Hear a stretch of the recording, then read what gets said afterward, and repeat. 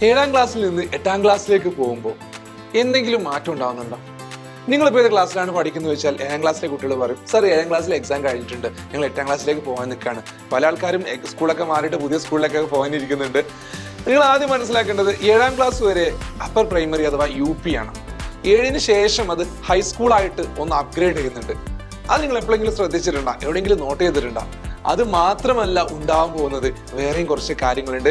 അതാണ് ഫസൽ സാറോട് പറയാൻ പോകുന്നത്. അപ്പൊ അവസാനം വരെ വീഡിയോ കാണുക, മാക്സിമം ഷെയർ ചെയ്യുക, നമ്മുടെ 8ാം ക്ലാസ്സിന്റെ ഇപ്പോഴത്തെ ചാനൽ സബ്സ്ക്രൈബ് ചെയ്യാം. അപ്പോൾ ബാക്കിയുള്ള ഫ്രണ്ട്സിനോടൊക്കെ പറയുക 8ാം ക്ലാസ്സിന്റെ ക്ലാസ്സുകളും കുറെ അപ്ഡേറ്റ്സും ആയിട്ട് ഏകൺ വരുന്നുണ്ടെന്നുള്ള കാര്യം. അപ്പൊ എന്താണ് എൻ്റെ മക്കളോട് എനിക്ക് പറയാനുള്ളതെന്ന് വെച്ചാൽ, നിങ്ങൾ ഇതുവരെ പഠിച്ച ഒരു സിസ്റ്റമോ അല്ലെങ്കിൽ അതേ രീതിയോ അല്ല 8ാം ക്ലാസ് മുതൽ അങ്ങോട്ട് ഹൈസ്കൂളിൽ ഫോളോ ചെയ്യാൻ പോകുന്നത്. ഓക്കെ, അതിൽ ഏറ്റവും പ്രധാനപ്പെട്ട ഒരു ചേഞ്ച് വരാൻ പോകുന്നത് നിങ്ങളുടെ സബ്ജക്റ്റുകളാണ്, നിങ്ങൾ പഠിക്കാൻ പോകുന്ന വിഷയങ്ങളാണ്. നിങ്ങൾക്കറിയാം, ഏറ്റവും കൂടുതൽ നിങ്ങളെ ബുദ്ധിമുട്ടിക്കുന്ന മാത്സ് അതേപോലെ കണ്ടിന്യൂ ചെയ്ത് പോകും. 8ാം ക്ലാസ്സിലും 9ാം ക്ലാസ്സിലും 10ാം ക്ലാസ്സിലൊക്കെ ഉണ്ട്. പക്ഷേ അതിലെ നമ്പർ ഓഫ് ചാപ്റ്റേഴ്സ് ഒക്കെ കുറച്ച് കൂടി വരും.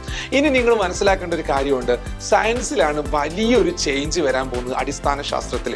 അതെന്താണ് ആ മാറ്റം എന്ന് ചോദിച്ചു കഴിഞ്ഞാൽ, ഇതുവരെ നിങ്ങൾ പഠിച്ചിരുന്ന അടിസ്ഥാന ശാസ്ത്രം ബേസിക് സയൻസ് എന്നുള്ളത് മാറിയിട്ട് കെമിസ്ട്രി, ഫിസിക്സ്, ബയോളജി, ജീവശാസ്ത്രം, ഭൗതിക ശാസ്ത്രം, അതുപോലെ രസതന്ത്രം എന്നുള്ള രീതിയിലേക്ക് 3ആയിട്ട് സ്പ്ലിറ്റ് ചെയ്ത് പോകുന്നുണ്ട്. ഇപ്പോൾ അതിനെല്ലാം കൂടെ ഒരൊറ്റ ടെക്സ്റ്റ് ബുക്ക് ആണെങ്കിൽ 9ഉം 10ഉം എത്തുമ്പോൾ 3നും സെപ്പറേറ്റ് ടെക്സ്റ്റ് ബുക്ക് വരെ എത്തുന്നുണ്ട്. അപ്പോൾ നിങ്ങൾ മനസ്സിലാക്കേണ്ടത്, സയൻസിൽ ആ ഒരു വലിയ ചേഞ്ച് നിങ്ങളൊന്ന് ഉൾക്കൊള്ളാൻ പറ്റണം. ഓക്കെ, ഉൾക്കൊള്ളാൻ മീൻസ് അത് പഠിക്കാൻ പറ്റണം. അത്രയും കൂടുതൽ നിങ്ങൾക്ക് പഠിക്കാനുണ്ട്. അപ്പോൾ 7ാം ക്ലാസ്സിലെ പോലെ കുറച്ച് കാര്യങ്ങളൊക്കെ അറിഞ്ഞു, കുറെ കാര്യങ്ങളൊക്കെ എക്സ്പെരിമെന്റ് ഒക്കെ ചെയ്തു, ആ രീതിയിൽ പോകാമെന്ന് പറഞ്ഞാൽ അങ്ങനെ പറ്റൂല. അതിനേക്കാളും കുറച്ച് ഇൻ ഡെപ്തിലേക്ക് പോകുന്നതാണ് നമ്മുടെ 8ാം ക്ലാസ് എന്ന് പറയുന്നത്.